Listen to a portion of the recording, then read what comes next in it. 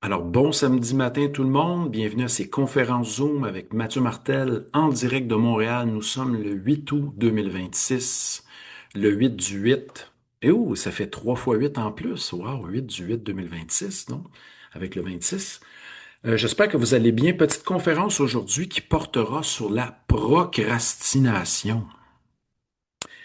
Et sachez que nous en sommes à notre Xème conférence Zoom, et si vous avez manqué nos dernières, allez sur ma page Mathieu Martel Philosophe, sur ma chaîne, la chaîne YouTube, où les enregistrements de 26 webinaires et de toutes nos conférences Zoom, les dernières du moins, sont présentes sur cette chaîne. Et sachez que pour plus d'informations, vous allez sur mon site mathieumartel.com pour être averti des prochains Zooms et des prochaines conférences en présence. Alors, pour ceux qui ne me connaissent pas, je suis ici pour m'exprimer philosophiquement. Mon approche est une approche intuitive, inspirée dans l'instant présent, une approche de philosophie existentielle et réflexive. Alors, j'y suis ici depuis une vingtaine d'années. Je donne des conférences, aussi professeur au collégial, ainsi qu'auteur. Vous pouvez aller sur mon site pour voir mes livres disponibles, dont le dernier s'intitule Un maître sans maître. Le maître sans maître. Aujourd'hui, le thème de notre conférence, on touche à deux questions. D'abord, qu'est-ce que la procrastination, ses implications, mais aussi, en dernier lieu, nous tenterons de répondre à savoir pourquoi procrastinons-nous, mais aussi, il y a un terme qui est opposé à la procrastination. Nous allons découvrir ce terme et nous allons aussi découvrir toutes sortes de conséquences et d'implications autour de ce concept qui vient d'un terme latin, hein. Procrastiner, ce verbe vient d'un terme latin et nous en faisons souvent l'usage. En s'affirmant, quelquefois on s'affirme procrastinateur. On dit aussi je ne cesse de procrastiner.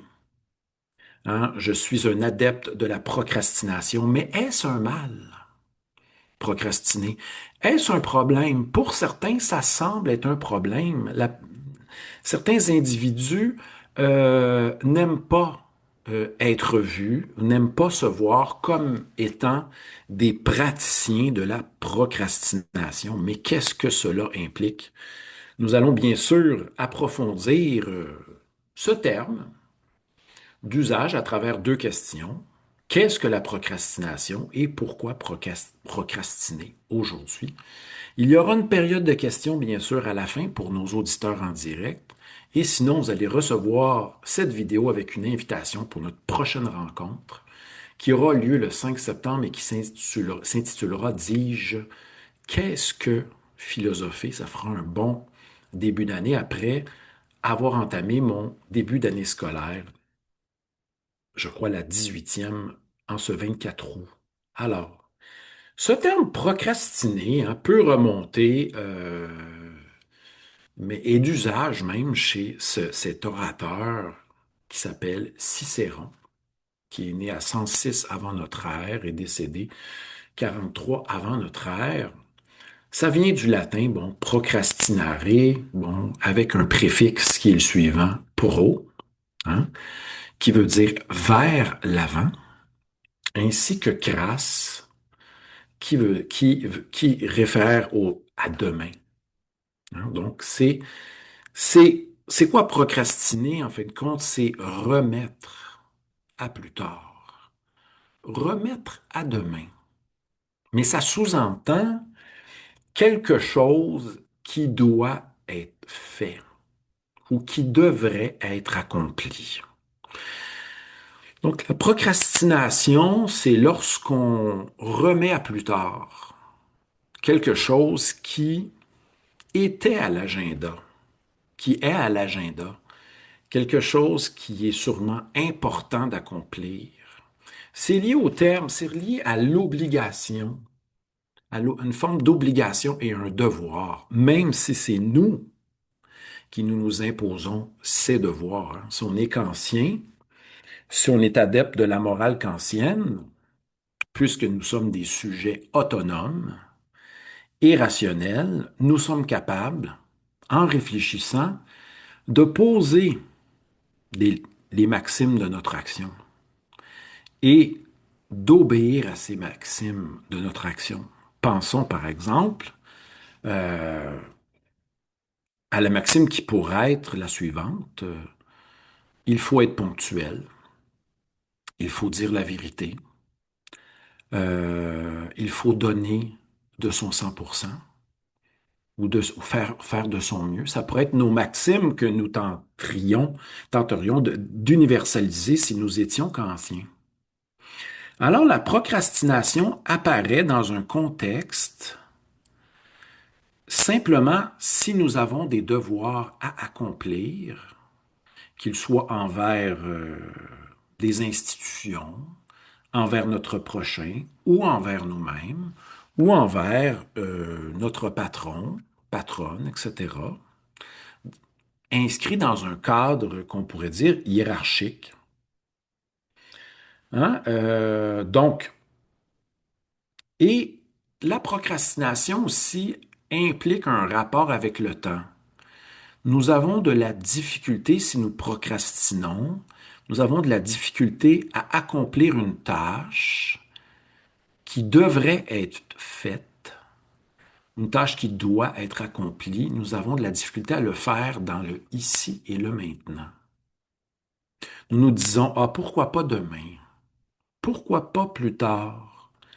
Pourquoi pas un autre jour, une autre fois?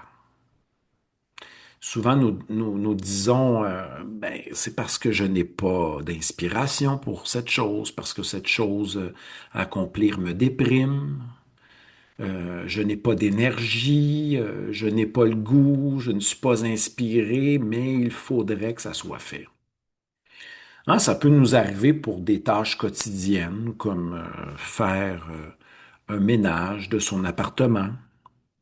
D'autres doivent mettre de l'ordre dans leurs papiers, produire un rapport d'impôt, accomplir certaines tâches qui, à première vue, des tâches peu inspirantes, parce qu'on le sait, l'humain tend à faire ce qui lui est agréable d'abord, ce qui lui est plaisant, et quelquefois certaines choses sont de l'ordre du devoir.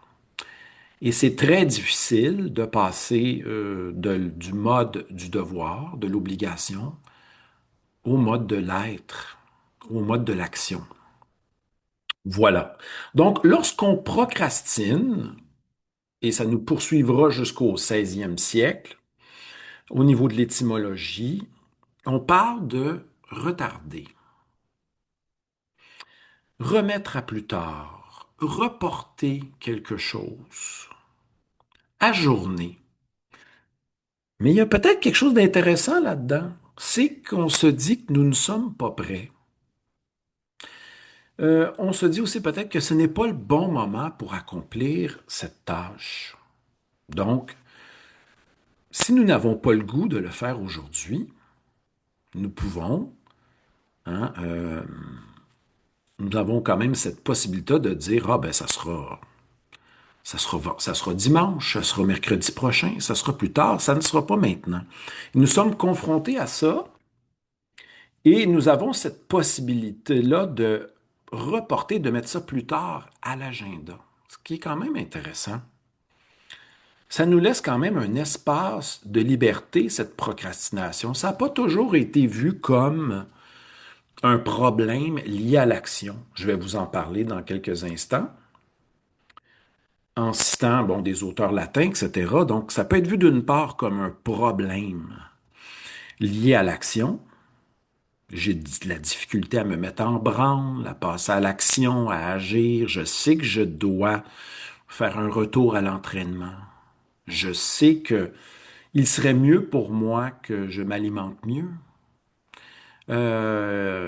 J'ai vraiment le goût et il serait bien pour moi que je quitte un certain type d'emploi dans lequel je n'ai plus aucun défi, aucune stimulation. Mais Je n'ai pas cet élan. J'attends cette motivation. J'attends d'avoir de l'énergie. J'attends d'avoir le goût. Mais là, imaginez, on se réveille un matin et un peu comme Ulysse, hein, qui est pris sur l'île de Circe Calypsos, je ne m'abuse, qui finalement il se demande ça fait combien d'années que je suis là, ça fait 5 ans. Et là, nous, on se regarde, puis on voit nos amis proches, hein. Un ami qui disait, ah, j'ai hâte de publier mon nouveau livre, et il vous révèle que ça fait 10 ans qu'il travaille sur ce livre et qu'il a tardé à l'envoyer à des maisons d'édition. On a l'autre ami qui se dit, j'en peux plus de travailler à cet endroit, me semble que je suis fait pour être professeur d'art, d'être enseignant, mais je n'y arrive pas. La colère est là, la révolte est là, mais le passage à l'action se veut difficile. Et c'est tout ce que fait ressortir ce problème qu'est la procrastination. C'est comme je l'ai dit tantôt, c'est un conflit entre ce que nous voudrions être et ce que nous devrions accomplir et le passage à l'action. Ce qui est difficile, c'est le passage à l'action. Mais il y a certains auteurs comme Cocteau et Wilde qui se sont dit, cessons de voir la procrastination comme un problème. C'est nous qui moralement voyons un problème avec la procrastination parce que lorsqu'il est nécessaire d'accomplir quelque chose dans l'instant, vous allez voir, lorsque c'est de l'ordre de la nécessité, là, vous ne procrastinerez. Vous n'allez plus procrastiner. Lorsque l'appel est fort, vient d'un élan naturel nécessaire. Alors, certains comme Cocteau et Wilde, on nous ont nourri de citations qui peuvent, comment dire, nous faire voir la procrastination comme quelque chose de pas si grave que cela moralement, hein? Et il faut, ben, Cocteau d'une part, non, ben, c'est pas Cocteau, je me suis trompé. Cocteau lui va répondre à l'inverse de la procrastination, je vais vous en parler tantôt, mais c'est Wilde qui dit, je remets jamais au lendemain ce que je peux faire le surlendemain. Lui, il se laisse totalement, il suit son goût, hein. Il suit l'épanchement de son goût, Wilde, du bon. Je ne remets jamais au lendemain, mais je le remets au surlendemain. Ce que je peux faire demain, je vais le remettre au surlendemain.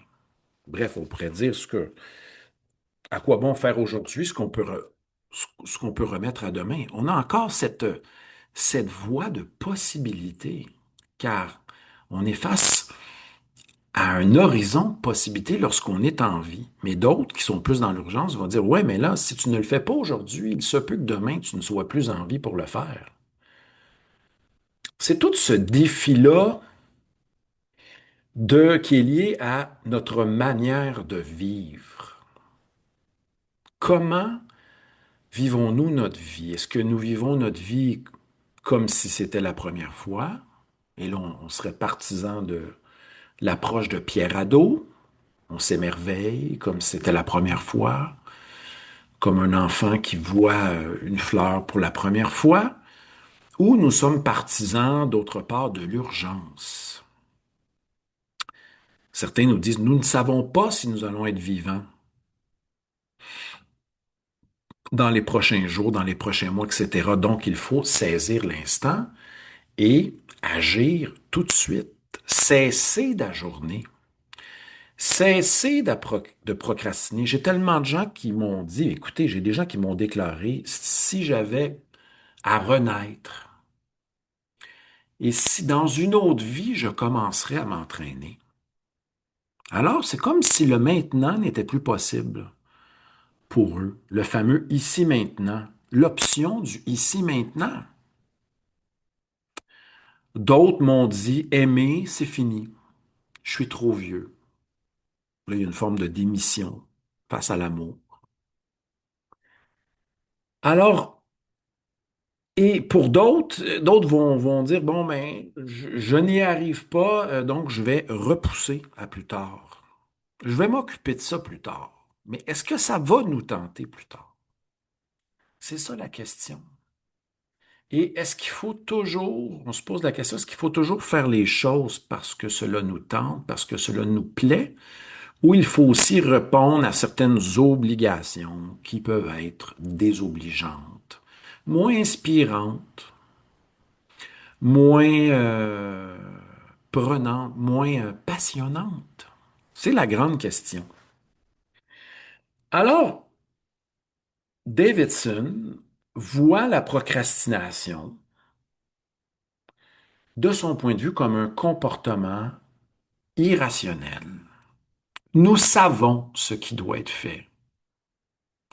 Nous savons que c'est bien, que c'est bon pour nous, mais nous ne l'accomplissons pas. Et c'est tout le problème grec, je vais vous en parler dans quelques instants, de ce qu'on appelle l'acrasie, qui prend ses sources, bon, soit chez Ovide ou Saint Paul, notamment, dans cette expression qui est la suivante, qui va bien vous illustrer le problème de l'acrasie, qui est un problème grec. Je, je sais ce qui est bien, je l'approuve, et je ne l'accomplis pas ou je fais le contraire. C'est toute notre difficulté. C'est pour ça que nous pouvons voir l'acrasie d'une certaine manière comme un problème moral. Davidson voit ça comme un comportement irrationnel, bref, où entre nos valeurs et l'action, il y a une incohérence entre la parole et l'acte. Mais c'est une difficulté humaine qui est relevée chez les philosophes grecs. Je ne ferai pas une thèse de doctorat là-dessus en ce moment, mais qui est le problème de l'acrasie. Alors, c'est quoi cette acrasie-là? C'est drôle parce que dans procrastiner, hein, il y a crasse, mais l'acrasie, euh, c'est le problème de la volonté chez les Grecs qui est, bon, s'exprime par le terme boulésis, notamment, vouloir, mais l'acrasia, c'est de ne pas être capable d'accomplir quelque chose, d'avoir de la difficulté à accomplir ce que nous voulons accomplir.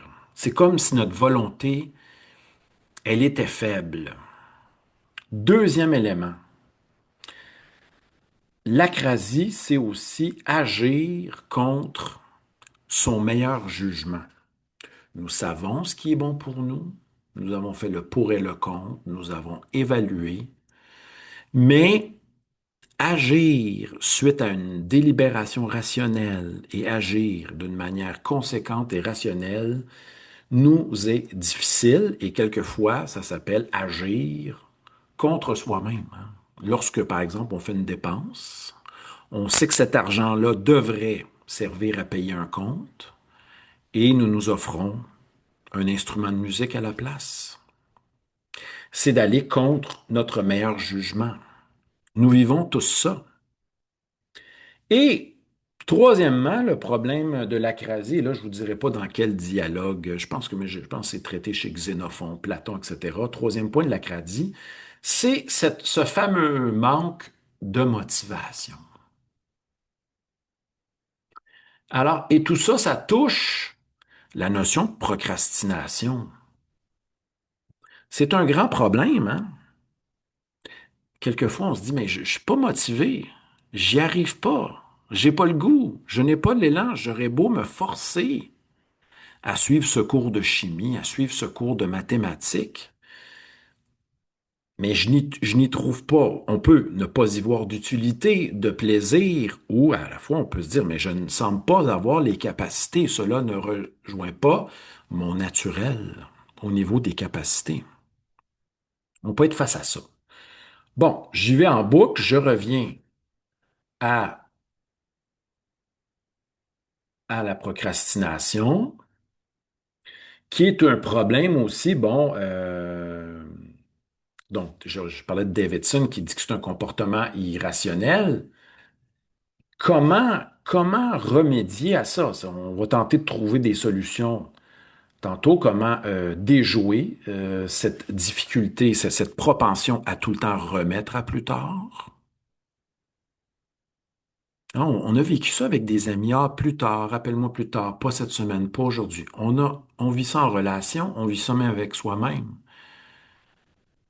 On a nos listes de tâches à accomplir et on se dit, ah, la semaine prochaine, l'autre semaine, etc. On dirait pourquoi? Quelles sont les raisons? On va y arriver dans quelques instants. Qu'est-ce qui nous empêche? Et qu'est-ce qui pourra nous aider à dépasser cette procrastination-là? Voilà, je vais revenir. OK. Alors, allons-y avec. Désolé, ici, Acrasia. Parfait. Allons-y avec euh, pourquoi, les raisons. Et vous allez me partager les vôtres par la suite. Pourquoi procrastinons-nous? Hein? Pourquoi nous remettons les choses à accomplir à plus tard? Quels sont les arguments? Qu'est-ce qu'on pourrait fournir comme argument? Premièrement, qui est lié à l'acrasie, qui est ce fameux manque de motivation profonde. Hein? Volonté faible, manque de motivation, manque de goût. Et vous savez, j'ai fait un Facebook Live là-dessus sur la motivation. Quelquefois, on attend d'avoir le goût. On dit, ben, lorsque j'aurai le goût, je pourrai passer à l'action. Ça peut être vrai en quelque sorte. J'ouvre une parenthèse, je vous expose un petit peu une manière que j'ai de fonctionner, qui est la suivante. Admettons que vous avez une liste de 20 tâches à accomplir. Vous pouvez justement commencer l'exécution de ces tâches-là en faisant deux, trois par jour. Admettons que vous avez 21 tâches à accomplir en 7 jours. Pourquoi ne pas commencer avec ce qui vous plaît, ce qui vous inspire? Hein, passer par la passion, par le goût, par l'intérêt, ça peut peut-être nourrir l'action. Donc, on commence par ce qui nous intéresse. On a 21 tâches à accomplir en 7 jours. On commence par ce qui nous inspire. Et une fois qu'on a réussi ces trois tâches-là, nous avons déjà entamé notre processus d'action. Nous pouvons être fiers, nous avons accompli trois actions aujourd'hui, nous avions le goût. Mais c'est comme ça que la motivation peut s'enclencher. Là, nous avons réussi trois actions, nous sommes en action. On accomplit trois actions sur 21 actions, on coche et on verra demain pour le reste. Et là, on peut passer sa journée à faire ce qui nous plaît. Donc ça, c'est une manière de déjouer la procrastination. Et étant donné que vous avez 7 jours, ce qui est intéressant, c'est que le lendemain, vous regardez de quoi ai-je le goût dans cette liste-là. Qu'est-ce qui m'interpelle le plus? Qu'est-ce qui m'intéresse? Ah, allons avec cela. Et vous allez vous rendre compte que vous allez avancer et à la fin, ben, il se peut que vous ayez réussi à passer à travers ces 21 actions en 7 jours, en accomplissant simplement trois petites actions par jour et vous laissez, et non pas vous acharner à accomplir les 21 actions en une journée. Donc, c'est bien que de se laisser du temps et c'est bien aussi de se foutre un peu la paix en se disant, j'en ai fait trois, attendons à demain pour le reste. Et là, ça va nous donner, le goût va peut-être remonter. Hemingway, dans son processus d'écriture, hein, on a fait des lives là-dessus que j'ai pas conservé, des zones qui disaient, je tâche d'écrire la phrase la plus vraie pour commencer ma pratique d'écriture quotidienne. Et je quitte, hein, j'écris un paragraphe, et je quitte, j'écris, etc., une phrase la plus vraie, je développe, Je suis clair, simple, et je quitte sur une bonne phrase écrite. Et je m'arrête. Pour laisser le processus au niveau de l'être nous nourrir pour le lendemain. On n'a pas besoin de se presser le citron. On n'a pas besoin de se dépêcher pour tout accomplir. Vous connaissez nombre de personnes hein, qui se dépêchent à en finir avec les tâches parce que ces tâches-là, ça les répugne. Ils n'ont pas le goût, donc je vais me dépêcher. Mais pendant ce temps-là, nous ne sommes pas attentifs, nous ne sommes pas présents à ce que nous faisons. Nous voulons fuir le processus pour arriver simplement au résultat. On se rappellera les mots d'Emerson. L'aventure, c'est le processus. Hein? Euh, the journey is the destination. C'est comme l'horizon, c'est comme le vertical qui rejoint l'horizontal. Le processus est très important. Donc, c'est pour ça que je vous dis que d'une manière, nous n'allons pas avoir le choix de commencer notre accomplissement de certaines tâches parce qui nous intéresse, parce qui nous passionne, parce qui touche profondément à notre goût, à notre inspiration du moment. Je donne un exemple pour la pratique de certaines pièces musicales à la base, ben, je laisse monter mon goût et à partir de cela, je vais pratiquer les pièces qui me viennent à l'esprit. Et après, ah, je suis inspiré par d'autres et je vais pratiquer d'autres. Donc, je me promène, bien sûr. Ici, tout a commencé avec le goût et tout se poursuit avec le goût. Ça, c'est ma proposition. Mais là, revenons à notre point. Nous procrastinons. Donc, pourquoi?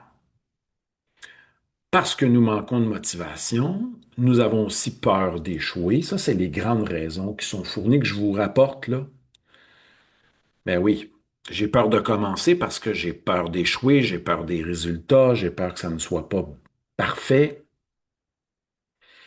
Quelquefois, nous n'avons pas confiance en nos moyens, mais comme j'ai dit tantôt, pour la confiance, il suffit d'accomplir des micro-actions. Pensez-y, si vous êtes poète, hein, je vais écrire quelques haïkus, quelques phrases, quelques strophes, quelques vers, et je vais tenter d'en écrire une cinquantaine et trouver ceux qui sont beaux à l'intérieur de ça. Donc là, on va pouvoir se réjouir. Mais certes, il faut passer à l'action, c'est pas toujours facile. Quelquefois, on procrastine parce bon, on manque de confiance en soi, peur de l'échec, on est trop perfectionniste et l'on commence pas. J'ai certains amis qui sont musiciens et qui pratiquent leurs pièces de nombreuses fois avant de les mettre en ligne, se disent toujours insatisfaits, c'est bien. Mais à un certain moment donné, il faut partager ce qu'on produit en termes musicaux et passer à autre chose. Mais certains, comme Gaston Miron, réécrivaient encore et encore, par exemple, la marche à l'amour, de nombreuses fois retravaillait. Certains ont comme processus de retravailler le vieux texte jusqu'à la perfection. Ça les stimule, mais quelquefois, on peut être stoppé par notre perfectionnisme. Voilà les raisons qui nous poussent à procrastiner. Comment se sortir de cette procrastination-là? Tantôt, j'en ai parlé à travers un exemple. On y va avec des listes, micro-actions à accomplir. D'autres parlent d'éliminer les distractions. Et ça, je vais y aller avec l'adage de Montaigne pour nous aider. Quand je pratique mon instrument, je pratique mon instrument. Une demi-heure. Quand je rédige mon journal, je rédige mon journal. Quand je réfléchis sur mes problèmes, je réfléchis sur mes problèmes. Ça s'appelle l'art de compartimenter. Quand je m'entraîne avec écoute et attention. Et c'est après avoir fait ces 4 pratiques-là en une journée qu'on peut être fier. En notant aussi, on peut noter Dans notre petit journal, je me suis entraîné cette journée-là, j'ai pratiqué cette journée-là. Euh, j'ai accompli telle tâche. Avoir un journal pour avoir un retour, après on va se rendre compte que nous qui nous croyons paresseux, on ne l'est pas vraiment. Nous sommes très actifs, mais là c'est peut-être un problème justement de pression que nous nous mettons. Ça peut venir de notre éducation, de nos objectifs personnels que nous voulons atteindre. C'est peut-être une pression morale que nous mettons. Nous n'en faisons jamais assez. Mais si on pratique un petit peu une forme de prise de note de ce que nous avons accompli, cela peut peut-être nous aider. Et procrastiner, ça peut être aussi positif. C'est que nous ne sommes pas prêts. Ce n'est pas le bon moment pour accomplir cette tâche-là. Comme je vous disais, si ça vient de la nécessité, inquiétez-vous pas que vous allez le faire. Vous allez l'accomplir. Quand vous avez une raison, quand vous avez un élan lié à la nécessité, j'ai soif, j'ai faim, là je suis tanné, ça fait une semaine, je suis enfermé chez moi, là il faut que j'ai le goût de bouger, j'ai le goût de bouger, je sors. Hein, quand ça vient du goût, quand ça vient de l'élan intérieur, quand ça me dit, ah, j'ai le goût d'aller parler à cette personne-là, vous y allez. J'ai envie d'aller à la bibliothèque, vous sortez de chez vous. Il y a une part en nous qui vient de l'élan. Donc, la procrastination n'est pas à condamner, c'est peut-être un espace pour se rendre compte qu'on n'est pas prêt ou qu'on n'a pas vraiment le goût. Il y a un espace pour nous dire, ah, ben, ça sera plus tard. C'est pas si grave.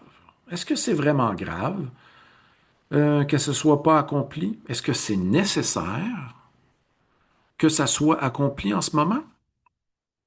Voilà. Je remercie nos auditeurs qui sont présents et présentes en ce moment en direct. Je salue aussi ceux et celles qui nous écouteront en différé. Vous allez bien sûr recevoir cet enregistrement-là. Et je voulais ramener sur, justement, je parlais du kairos, du bon moment. La procrastination, c'est un problème lié à la notion de temps. D'une part, on se dit, je peux remettre à demain ou surlendemain à plus tard parce que nous croyons que nous avons du temps. Il y a ça qui est impliqué dans la notion de procrastination. D'autre part, il y a un poids moral au niveau des injonctions, ce qui nous est imposé du dehors par des institutions, quoi que ce soit, ou ce que nous nous imposons à nous-mêmes, là, ça crée une pression. On se dit, j'aurais dû le faire hier. Je remets toujours à demain. Je n'y arrive pas, je n'ai pas le goût. Et là, c'est là que nous sommes en conflit avec des parts de nous-mêmes et on va essayer de régler la chose. Moi, comme je vous ai dit, comment j'ai réglé la chose, je note ce qui doit être fait. Vous pouvez noter ça sur une feuille, mais vous commencez par accomplir, pour vous mettre en branle, ce que vous avez le goût de faire, ce qui vous intéresse. Et là, c'est comme ça que la motivation opère. Et vous pouvez noter ce que vous avez accompli dans votre journal ou dans un journal de bord. Vous avez votre journal d'entraînement, votre journal de pratique à tel niveau, et vous observez ça, puis vous dites, finalement, j- j'agis. Mais derrière tout ça, qu'est-ce qui se cache au niveau de la société? C'est que la procrastination peut être mal vue, bien sûr, quand on vit dans un monde où tout est pressé, dans un monde de pressé, dans un monde où l'adage a déjà été, il faut se lever tôt pour passer à l'action, faut pas perdre son temps, faut être productif.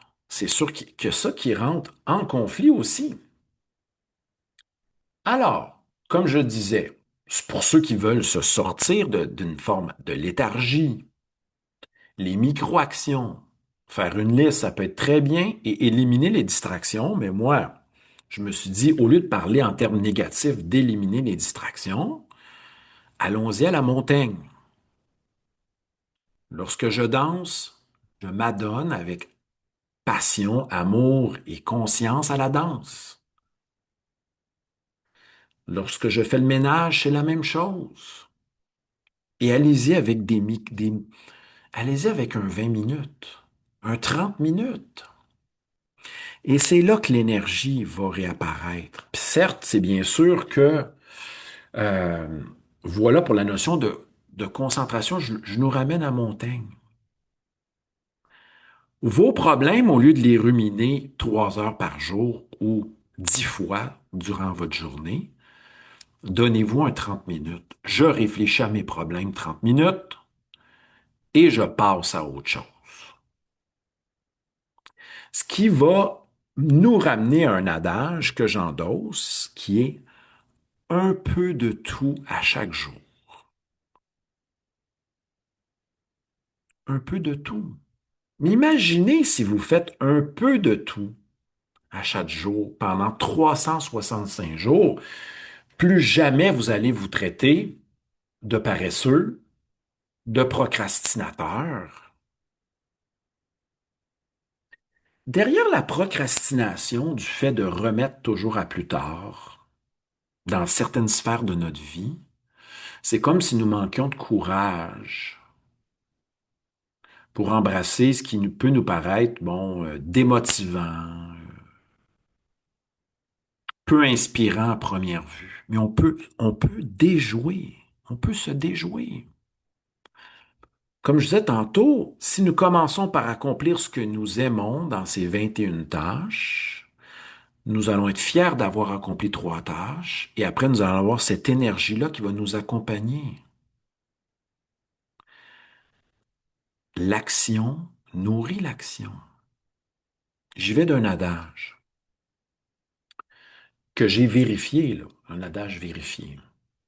Certains me disent, oh Mathieu, tu ne nous donnes pas ton art de vivre. Bon, là, aujourd'hui, je m'ouvre. Écoutez bien ça. Moins l'on en fait, moins l'on veut en faire. Et si on commence à en faire quelque peu, plus le goût d'en faire davantage va venir. Et on va se rendre compte, dis-je, en troisième instance, que, wow, je pensais être seulement capable de donner 12 conférences par mois. C'était trop, c'était assez, c'était suffisant. Mais à un certain moment donné, des gens qui sont venus vers moi m'ont invité. Ça a duré 4 ans. Ils m'ont dit, est-ce que tu veux être notre animateur de rencontres philosophiques? Café Philo. Et j'en ai fait 2 par mois pendant 4 ans. Imaginez, 2 par mois, c'est une vingtaine par année, plus les 12. Et c'est rajouté à cela des Facebook Live, des Zooms, de l'enseignement en ligne. Tout ça pour dire que pour arriver à être dans l'action, on aime bien sûr agir en fonction de ce qui nous plaît, de ce dont on a le goût ou de ce qui est nécessaire à faire, comme le boire et le manger, comme l'appel de intérieur qui dit Hey, mon corps veut prendre de l'air et ressentir le soleil. Il y a un goût qui monte. Ah, j'ai le goût d'aller me procurer un livre. J'ai un élan là. Certes, on aime bien fonctionner comme ça, mais pour le reste, pour ce qui est de l'ordre de l'obligation, on peut se déjouer et passer par la porte de l'amour, la passion, en établir une forme de constante au niveau de l'activité. Et là, on va être dans une forme d'élan. Voilà pour, voilà. Donc, je viens de parler de ce qui aide à contrer la procrastination parce que pour certains, c'est un problème. J'ai parlé bien sûr des raisons qui nous poussent à procrastiner. J'ai aussi dit que ça touchait le gros problème de l'éthique, qui est le problème de l'acrasie, de la faiblesse de la volonté.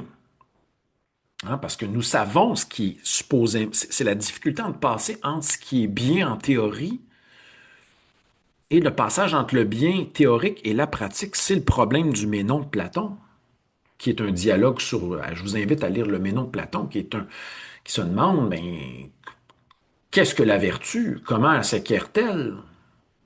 Est-ce qu'il faut la pratiquer? Est-ce que c'est simplement lié à un savoir? Etc. Et on a aussi parlé du fait que la procrastination était liée à notre difficulté d'agir dans l'ici maintenant, puis c'est un problème lié aussi au rapport au temps. Nous pensons que nous avons du temps, nous pouvons remettre ça plus tard, et nous avons difficulté, d'autre part, à passer à l'action ici maintenant. Comment y arriver? Est-ce que Davidson nous a éclairé là-dessus? Attendez, on va le voir ici. Ah, puis je dois parler aussi de ce qui est contraire à la procrastination. Je ne dois pas oublier ça. Ça sera pas long. Davidson, euh, nous avons cette difficulté-là à commencer quelque chose dans le ici maintenant. Qu'est-ce que je pourrais vous dire à ce niveau-là pour vous déjouer?